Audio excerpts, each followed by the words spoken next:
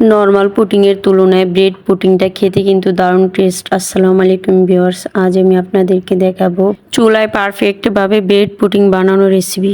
মজার এই রেসিপি দেখতে হলে আমার সাথেই থাকুন আর ফুল ভিডিও দেখুন। ভিডিও ভালো লাগলে অবশ্যই লাইক কমেন্ট শেয়ার করবেন আর আমার চ্যানেলটি সাবস্ক্রাইব করে রাখবেন যাতে আমার নতুন মজার ভিডিওগুলো সবার আগে আপনার কাছে পৌঁছায়। ঘরে তৈরি খাবারগুলো স্বাস্থ্যের জন্য খুবই হেল্পফুল আর এই ধরনের খাবার হচ্ছে ছোট বড় সবাই অনেক পছন্দ করে। আর ব্রেড পুডিংটা হচ্ছে আপনার ডিমের কোনো গন্ধ থাকে না, যারা ডিম পছন্দ করে না তারাও খেতে পারে। তাই আমার ভিডিও দেখে আপনার পছন্দের মানুষকে অবশ্যই মজার এই রেসিপিটা বানিয়ে খাওয়াবেন। তো চলুন মূল রেসিপিতে চলে যাই।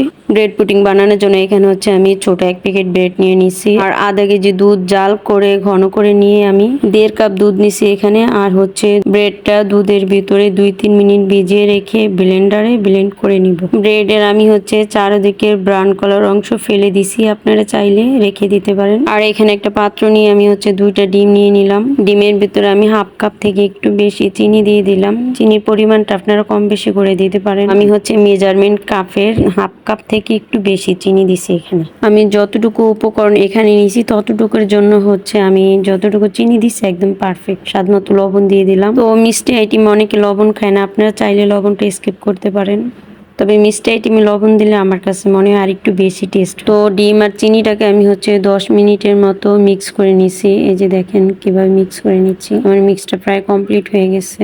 ডিম আর চিনি মিক্স করা হয়ে গেছে। এবার হচ্ছে আমি দুধ আর ব্রেড ব্লেন্ডার করে রেখেছি ওইটা হচ্ছে দিয়ে দিব।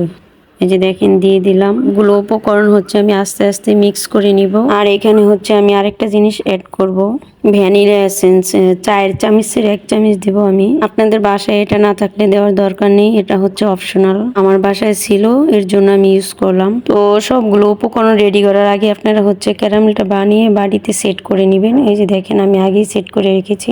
ক্যারামেলটা বানানোর সময় খেয়াল রাখবেন ক্যারামেলটা যাতে পুড়ে না যায়। এবার হচ্ছে আমি পুডিং এর বেটারটা বাটির ভিতরে ঢেলে নিব। পুডিং তৈরির জন্য অবশ্যই ঢাকনালা বাটি নেবেন। তো এবার হচ্ছে আমি ঢাকনা দিয়ে ঢেকে দেব বাটির মুখটা।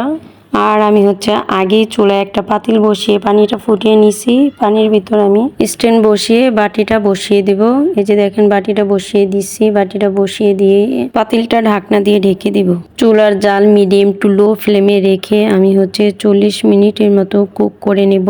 মাঝখানে হচ্ছে 30 মিনিট পর আমি একবার দেখে নিয়েছিলাম, বাট হয়নি তখন, এর জন্য আর 10 মিনিট কুক করলাম। এবার হচ্ছে আমি দেখে নিব কি অবস্থা। তো বাটিটা উঠিয়ে আমি হচ্ছে একটা কাঁটা চামচ দিয়ে চেক করে নেব পুডিংটা হয়েছে কিনা। আপনারা টুথপিক দিয়েও করতে পারবেন। এই যে হয়ে গেছে আমার পুডিংটা। তো পুডিংটা আমি চুলা থেকে নামিয়ে 1 ঘন্টা পরে সার্ভ করে আপনাদেরকে দেখিয়ে দিব কেমন হয়েছে। 1 ঘন্টার ভিতর আমার পুডিংটা হচ্ছে ঠান্ডা হয়ে যাবে আর আপনারা এটা ফ্রিজে রেখে খেলে সবচেয়ে বেশি টেস্ট হবে। তো চলুন দেখে নিই পুডিংটা কেমন হলো। ব্রেড পুডিং খেতে কিন্তু ভীষণ টেস্ট।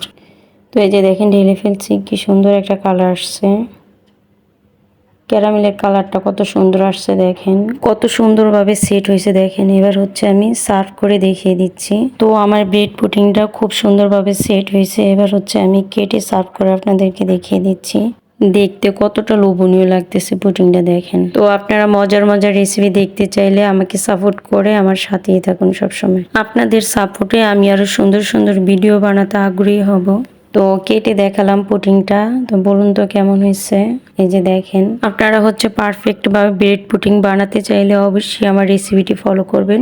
যারা ধৈর্য সহকারে আমার ফুল ভিডিও দেখছেন তাদের সবাইকে অসংখ্য ধন্যবাদ। মজার এই রেসিপিটা অবশ্যই বাসায় বানিয়ে সবাইকে খাওয়াবেন। যারা এখন আমার পেজটি ফলো করেন নাই তারা হচ্ছে আমার পেজটি ফলো করে দিবেন। আল্লাহ হাফিজ।